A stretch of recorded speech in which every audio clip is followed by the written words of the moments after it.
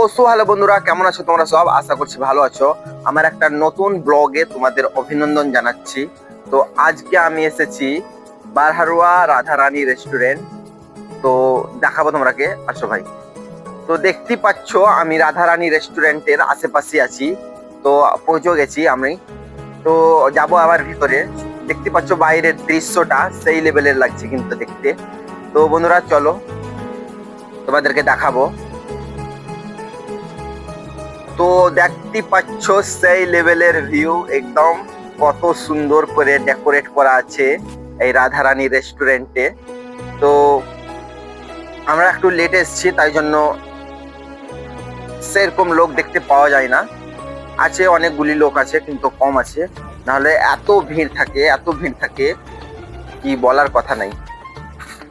তো দেখতে পাচ্ছেন পিছন দিকে আসিফ খাড়ো আছে। তো আশেপাশেকার ভিউ, এটা ফারিদ, আশেপাশেকার ভিউ দেখতে সেই লেভেলের লাগছে।